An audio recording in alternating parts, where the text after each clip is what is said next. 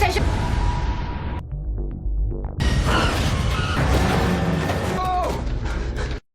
Movie की शुरुआत में ट्रेंजियो नाम का आदमी ब्रूस्टन हवाई अड्डे में भागा जाता है। वो घबराया हुआ है और जल्दी में है। वो फिर मदद वाले काउंटर पे जाके पश्चिम के लिए टिकट मांगता है। सबसे करीबी फ्लाइट 2 घंटे बाद की है। वो बस टर्मिनल से गुजरने के लिए वो टिकट खरीद लेता है। उसी हवाई अड्डे पे इंस नाम की एक बहुत ही मशहूर इन्फ्लुएंसर अपने दोस्त से वीडियो कॉल पर बात कर रही होती है। तभी अचानक उसके दोस्त के सांस अटक जाती है और वो बेहोश जाती है। इनसे देखकर परेशान होती है क्योंकि वो उसकी मदद करने के लिए कुछ भी नहीं कर सकती। बाहर जो लोग टीवी देख रहे होते हैं वो देखते हैं कि टीवी रिपोर्टर और लाइव शो के होस्ट कैमरा के आगे बेहोश हो गए हैं। बस यही नहीं, एक पूरी गली के लोग सड़क पे बेहोश पड़े हैं। ट्रेंजियो को पता है कि क्या हो रहा है और उसको छोड़ के बाकी सभी को लगता है कि ये किसी प्रकार का मजाक है। ट्रेंजियो बोलता है कि उसका काम करने का समय हो गया है और वो टर्मिनल की तरफ बढ़ता है। तभी वो एक गार्ड को विचलित हुआ देखता है और ट्रेंजियो उसकी बंदूक छीनकर रास्ते में आने वाले सभी लोगों को हटने को बोलता है। वो एक हवाई जहाज में बैठता है जो कुछ ही मिनटों में मॉस्को के लिए उड़ान भरने वाला है। जब वो अंदर जाता है तो देखता है कि बस कुछ ही लोग हवाई जहाज में बैठे हैं और वो सबको गन पॉइंट पे रखता है। पायलट गायब है और उसका को पायलट मैथ्यू एक आतंकवादी की मदद नहीं करना चाहता। जैसे ही वो गन के लिए लड़ते हैं, एक गोली मैथ्यू के हाथ में लग जाती है और उसको जख्मी कर देती है। बाहर यात्री लोग होते हैं और गैब्रिएली उन्हें शांत करने की कोशिश में लगी रहती है। ट्रेंजियो कॉकपिट से बाहर आकर पूछता है कि जहाज में कोई पायलट है। अब सेल्वी नाम की महिला खड़ी होती है। सेल्वी बस एक रिटायर्ड हेलीकॉप्टर की पायलट होती है। ट्रेंजियो के हुक्म पे सेल्वी मैथ्यू और बाकी सभी यात्रियों के साथ टेक ऑफ करने को तैयार हो जाती है। हवाई जहाज में गोलियों के कारण काफी कुछ खराब हो गया होता है और इसी कारण उसमें बैठा कोई व्यक्ति बाहर से किसी से संपर्क नहीं कर सकता। जब जहाज हवा में होता है तब सेल्वी और मैथ्यू ट्रेंजियो से वजह पूछते हैं, पर ट्रेंजियो कुछ नहीं बताता। वो बस इतना बताता है कि वो नाटो में अफसर है और वो कुछ ऐसा जानता है जो वो लोग नहीं जानते। बहुत जिद करने पे वो बताता है कि सूरज की किरणें घातक हो गई हैं और आने वाले दिन का उजाला उन सबको मार देगा, चाहे कोई घर के अंदर भी क्यों ना हो। और ये पूरब के देश जैसे जापान और कोरिया में होना शुरू हो गया है और अगला निशाना उनका हवाई जहाज होगा अगर सूरज उन तक पहुंच गया तो। मैथ्यू और सेल्वी उसका यकीन नहीं करते और सोचते हैं कि वो दिमागी तौर पर बीमार होगा। ट्रेंजियो भी बोलता है कि शायद वो बेवकूफ लग रहा है, पर वो बेवकूफ नहीं है। मैथ्यू के हाथ से बहुत ज्यादा खून निकल रहा होता है जिससे आने वाले समय में दिक्कत हो सकती है। एक यात्री जिसका नाम लौरा है, वो एक बूढ़े आदमी जिसको भूलने की बीमारी है, उसकी नर्स है। पूरे जहाज में बस वो एक इकलौती मेडिकल वाली है, इसलिए वो पायलट की मदद करने की जिम्मेवारी लेती है। उसका जख्म बंद करने के लिए उनके पास सिलने वाली किट नहीं है, इसलिए वो गर्म छुरी का इस्तेमाल करती है। मैथ्यू दर्द में चिल्लाता है और यात्री और ज्यादा डरते हैं। मैथ्यू जानता है कि अगर वो बगावत करेंगे तो सबकी जिंदगी खतरे में होगी, इसलिए वो सबसे डरते हैं कि पहले वो ट्रेंजियो की बताई जगह पे लैंड करेंगे, फिर अपनी असली जगह पे लैंड करेंगे। मैथ्यू उम्मीद करता है कि उन्हें फाइटर जेट्स बचाने आएंगे, पर सेल्वियो को किसी कारण से लग रहा होता है कि उन्हें खुद ही खुद को संभालना होगा। एक यात्री जिसका नाम अयाज है, उसने उन्हें सूरज के बारे में बात करते सुन लिया था और उसे शक है कि पायलट झूठ बोल रहा है। अचानक से अरबी यात्री खांसता है और बेहोश हो जाता है। अयाज उसकी मदद करने की एक्टिंग करता है और उसी दौरान ट्रेंजियो की बंदूक छीन लेता है। अब अयाज के हुक्म में ट्रेंजियो को टॉयलेट में बंद कर दिया जाता है और मैथ्यू को सच बोलने को कहा जाता है। पायलट बताता है कि वो आइसलैंड में लैंड होंगे क्योंकि ट्रेंजियो कहीं पश्चिम में जाना चाहता है। वहाँ पुलिस आतंकवादी को गिरफ्तार कर लेगी और बाकी सबको आजाद छोड़ दिया जाएगा। वो उसे सूरज के बारे में भी बताता है और कैसे ट्रेंजियो को लगता है कि वो इंसानों को मार देगा, इसके बारे में भी। अब ये सुन के यात्री घबरा जाते हैं। उन्हें जहाज में बैठने से पहले हुई अजीब घटनाएं याद आती हैं और वो अपने परिवार को लेकर चिंतित होते हैं। दोस्तों, अगर आपको ये मूवी पसंद आ रही है तो आपको मैं एक और इससे भी खतरनाक India first documented serial killer के बारे में ऑडियो बुक रिकमेंड करना चाहूंगा, जिसका नाम है रमन राघव। ये ऑडियो बुक आप सुन सकते हो कुकू एफएम पर। कुकू एफएम जो ऑडियो बुक का खजाना है। कुकू एफएम इंडिया का लीडिंग ऑडियो शो प्लेटफॉर्म है जिसमें आपको 4000 से ज्यादा का कंटेंट लाइब्रेरी मिलेंगी विद 4.5 रेटिंग। कुकू एफएम एक इंडियन ऐप है जिससे आप कहीं भी कभी भी ऑडियो बुक समरीज और कोर्स अपने रीजनल लैंग्वेज में सुन सकते हो, इंक्लूडिंग हिंदी एंड इंग्लिश। इस प्लेटफॉर्म में आपको हर जॉनर की ऑडियो बुक्स मिल जाएंगी। दोस्तों, मैं खुद ऑडियो बुक्स ही सुनना पसंद करता हूँ क्योंकि कुकू एफएम हमारी इमेजिनेशन को बढ़ाने का काम करता है। तो हम लेके आए हैं आपके लिए एक जबरदस्त ऑफर जहाँ पर आपको ईयरली सब्सक्रिप्शन में मिल रहा है 50% डिस्काउंट, यानी 399 से सीधा 199। बस आपको मेरा कूपन कोड घर50 यूज करना है। तो दोस्तों, देरी किस बात की, जाइए, क्योंकि ये ऑफर सिर्फ 11 जून से 19 जून तक ही रहेगा। लिंक आपको डिस्क्रिप्शन में मिल जाएगा। दोस्तों, मेरा कूपन कोड यूज करना मत भूलना। फिर ये देखकर मैथ्यू उन सबको शांत होने को बोलता है और उनके कैप्टन होने के नाते उन्हें बचाने की जिम्मेवारी लेता है। कुछ समय बाद वो आइलैंड के हवाई अड्डे पे लैंड करने की कोशिश करता है, पर वहाँ ट्रैफिक कंट्रोल उसे लैंड करने से मना कर देता है। जब उन्हें जमीन नजदीक से दिखती है तो वो देखते हैं कि काफी जहाज आपस में टकराए हुए हैं और लोग भाग रहे हैं। उन्हें समझ आता है कि ट्रेंजियो सच बोल रहा था, लेकिन रनवे के बंद होने के कारण वो लैंड नहीं कर सकते। जहाज में बस इतना ही तेल होता है कि वो थोड़ा स्कॉटलैंड के पश्चिम में लैंड करें, इसलिए कैप्टन यही करने का फैसला करता है और सब ठीक होने की उम्मीद करता है। वो ट्रेंजियो को टॉयलेट से बाहर निकालते हैं ताकि वो सब कुछ बता सके जो कुछ चल रहा है। वो बताता है कि उसने अपने दो सीनियर से चुपके से सूरज की बात सुनी। उन्हें नहीं पता कि ये क्यों हो रहा है और ये कब रुकेगा। उसे बस इतना पता है कि अगर किसी को भी जिंदा रहना है तो उसे सूर्योदय वाली जगह से दूर जाना होगा। दूसरी तरफ जो अरबी आदमी जमीन पर बेहोश हुआ था वो अभी भी वही है। उसे सांस लेने में दिक्कत हो रही है और उसे हार्ट अटैक आने वाला है। अपनी आखिरी सांस के साथ वो बोलता है कि उसने हीरे निकले हैं। अब नर्स लोरा उसको बचाने की पूरी कोशिश करती है पर वो नाकामयाब हो जाती है। उसी समय उन्हें स्कॉटलैंड में इमरजेंसी लैंड करना पड़ता है और मैथ्यू दीवार पे मारने से कुछ मिनट पहले ही जहाज को रोक देता है। वो बाहर जाते हैं, उनके फोन लगातार बजते हैं क्योंकि उनसे प्यार करने वाले लोग उनको मैसेज कर रहे होते हैं। अब इंटरनेट पे हर तरफ घातक सूरज की खबर चल रही होती है। आधी दुनिया मर चुकी है और बची हुई आधी मौत का इंतजार कर रही है। हवाई अड्डा खाली है क्योंकि जिससे भागने का मौका मिला वो भाग गया और बाकी अंधेरे वाली जगह में छुपे हुए हैं इस उम्मीद से कि वो वहाँ सुरक्षित रहेंगे। लेकिन खबरों की मानी जाए तो लोग बंकर में भी मर रहे हैं। अचानक से 3 RAF के कर्मचारी उनसे मदद मांगते हैं। सूर्योदय के लिए सिर्फ 45 मिनट बचे हुए हैं, इसलिए वो सब फैसला करते हैं कि वो सामान इकट्ठा करेंगे और पश्चिम की तरफ उड़ेंगे। एक यात्री जिसका नाम जैकब है, वो हवाई जहाज इंजीनियर है। वो अपनी गर्भवती पत्नी के पास वापस जाके उसको बचाना चाहता है पर सभी यात्रियों की सुरक्षा के लिए उसे ऐसा करने से पीछे हटना पड़ता है। जरूरत का सामान इकट्ठा करने के बाद और हवाई जहाज का टैंक भरने के बाद वो एक और बार टेक ऑफ करते हैं। एक कर्मचारी पायलट होता है और वो सुझाव देता है कि वो इक्वेटर से दूर उड़े ताकि सूरज उन तक जल्दी न पहुंच सके। उनका अगला स्टॉप कनाडा है जहां वो हवाई जहाज में तेल भरेंगे और रेडियो को ठीक भी करेंगे।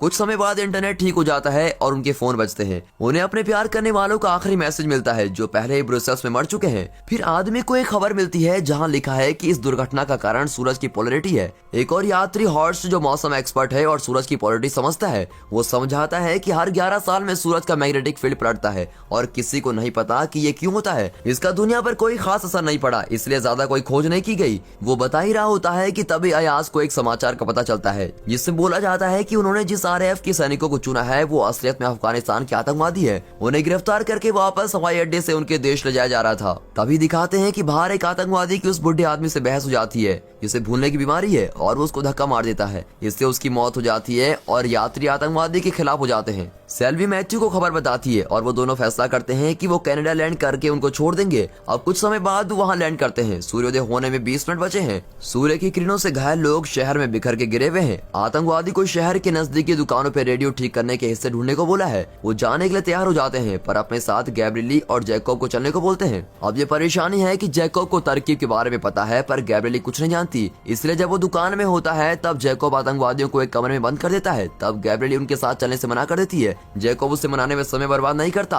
और अंत में वो हवाई अड्डे में पहुंच जाता है और आतंकवादी भी उसके पीछे भाग रहे हैं। लेकिन गैब्रिएली शहर में ही रह गई है। अब हवाई जहाज उसके बिना उड़ान भर लेते हैं। आतंकवादी जहाज का पीछा करते हैं और एक खिड़की में गोली मारते हैं और खुशकिस्मती से खिड़की पर बस दरार आती है। फिर दिखाते हैं कि अयाज एक बच्चे से बातें कर रहा होता है जिसको एक बीमारी है। तभी अचानक से उन्हें हवाई से रेडियो सिग्नल मिलता है। उनकी उससे कुछ ज्यादा बात नहीं होती पर वो समझ जाते हैं कि कुछ लोग अभी भी बचे हुए हैं और वो पानी के अंदर बंकर में रह रहे हैं। मैथ्यू जल्द से जल्द हवाई के लिए निकलना चाहता है पर सेल्वी को एक अस्पष्ट मैसेज पे वहाँ जाना बेवकूफी लग रही है। दूसरी तरफ ट्रेंजियो गुस्सा होता है कि सारे फैसले कैप्टन को करने को मिलते हैं और वो बगावत करता है और सब उसकी बात से सहमत होते हैं और ये फैसला होता है कि अब सारे फैसले वोट डालने पर होंगे। जब सब शांत होते हैं तभी हवाई जहाज में खराबी के कारण अचानक से सभी अलार्म एक साथ बजते हैं। सब परेशानियों की जांच पड़ताल करने के बाद मैथ्यू को पता चलता है कि एक आतंकवादी जो पहले जहाज का पीछा कर रहा था उसने खुद को लैंडिंग गियर से जोड़ दिया है। अगर वो आतंकवादी वहीं रहा तो वो लैंड नहीं कर पाएंगे, इसलिए मैथ्यू जितना हो सके उतना ऊपर उड़ने का फैसला करता है ताकि तापमान और ऑक्सीजन की कमी के कारण उसकी मौत हो जाए।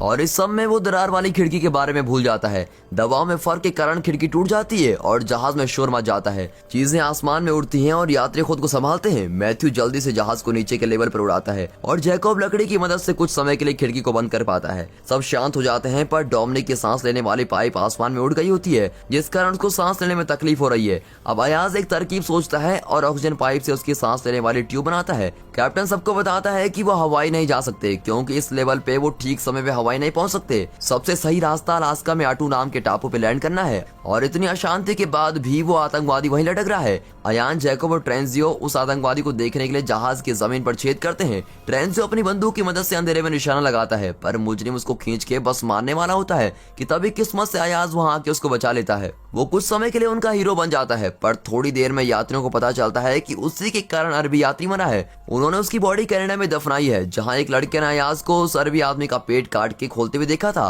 अयाज ये बात कबूल करता है कि वो एक जालसाज है जो ब्रुसेल से मॉस्को हीरे स्मगल कर रहा है। वो हीरे उस अरबी आदमी की मर्जी से उसके शरीर में डाले गए थे, पर उसने इंस्ट्रक्शन सही से नहीं सुने और वो मर गया। अयाज की आवाज सुन के कुछ यात्री विरोध करते हैं कि अयाज को भी आतंकवादियों की तरह छोड़ देना चाहिए, लेकिन अंत में वोट अयाज के हक में आते हैं। अयाज को हथकड़ी लगा के जहाज के बे में छोड़ दिया जाता है। अगले सीन में वो अलास्का लैंड करते हैं और दोबारा उड़ने से पहले टैंक को फुल कर देते हैं। जब वो हवा में होते हैं तब मौसम एक्सपर्ट हॉर्स्ट को कुछ अजीब लगता है। जो फल उन्होंने कनाडा से उठाए थे उनमें कोई स्वाद नहीं है। वो सोचता है कि ये इसलिए हो रहा है क्योंकि गामा किरणें इतनी गंभीर हैं कि वो खाने के एटॉमिक स्ट्रक्चर को बदल रही हैं। ज्यादा चिंता की बात तो यह है कि इसे खाने का पॉजिटिव तत्व खत्म हो रहा है। अगर ऐसा ही चलता रहा तो वो कुछ दिनों में भूख से मर जाएंगे। मैथ्यू इस बात को समझता है, पर वो बोलता है कि उनकी पहली चिंता सूरज से भागने की है। पिछले कुछ घंटों में उसने अपना आपा खोना शुरू कर दिया है। सेल्वी उसे आराम करने को बोलती है, पर वो उस पर चिल्लाता है जो वो कभी नहीं करता था। यात्री उसे जबरदस्ती आराम करने के लिए कॉकपिट से बाहर लाते हैं। मैथ्यू चिढ़ा हुआ है, पर वो अगले कुछ घंटे सोने का वादा करता है। कुछ समय बाद वो रेडियो पर एक सिग्नल पकड़ते हैं और दो पार्टियों को बात करते हुए सुनते हैं,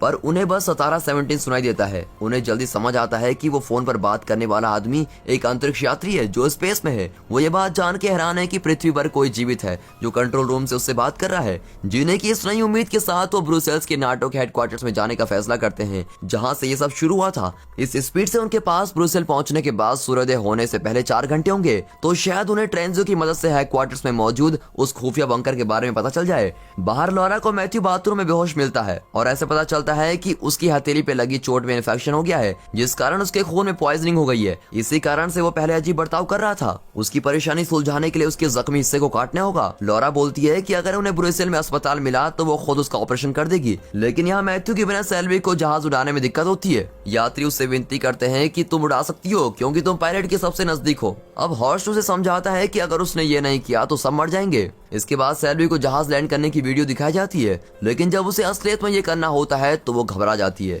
लेकिन अंत में वो बड़ी मुश्किल से सही तरीके से लैंड कर लेती है। फिर सभी सेल्वी के लिए ताली बजाते हैं। बिना ज्यादा समय बेकार करे वो 3 झुंड में बढ़ जाते हैं। 2 आदमी तेल भरने के लिए हवाई अड्डे पर रुकते हैं। जारा, लॉरा और उसके साथी मैथ्यू को नजदीकी अस्पताल लेके जाते हैं, जहाँ दूसरी तरफ ट्रेंजियो और रिक नाम का आदमी नाटो के हेडक्वार्टर्स में जाते हैं। अस्पताल में उन्हें बहुत सारी डेड बॉडीज हॉल में मिलती है। लॉरा हुक्म देती है कि सभी मैथ्यू को बचाने पर ध्यान दे, बाकी सबको इग्नोर करे। उसी समय सारा अपने बेटे और बाकियों के लिए अपने बैग में दवाई भरती है और दूसरी तरफ नाटो हेडक्वार्टर्स में ट्रेंजियो उन्हें कॉन्फ्रेंस के कमरा दिखाता है, जहां उसने सबसे पहले दुर्घटना के बारे में सुना था। वो बचे हुए समय में सारे कागज नहीं देख सकते, इसलिए रिक फैसला करता है कि वो सीसीटीवी फुटेज देखेंगे। जब रिक वहां पर नहीं होता तब ट्रेंजियो अयाज के टर्किश होने पर मजाक उड़ाता है और उनके बीच लड़ाई हो जाती है। वो गलती से अयाज को धक्का मारता है, जिस कारण वो बेहोश हो जाता है और उसका बहुत खून बहने लगता है। किसी और जगह रिक को अफसरों की बुल्गारिया में एक डैम के अंदर बंकर होने की रिकॉर्डिंग मिलती है। उस जगह का नाम 17-17 है, वही जगह जो उन्होंने कुछ घंटों पहले रेडियो पर सुनी थी। तभी ट्रेंजियो वहां आता है और कहता है कि अयाज पहले ही जा चुका है।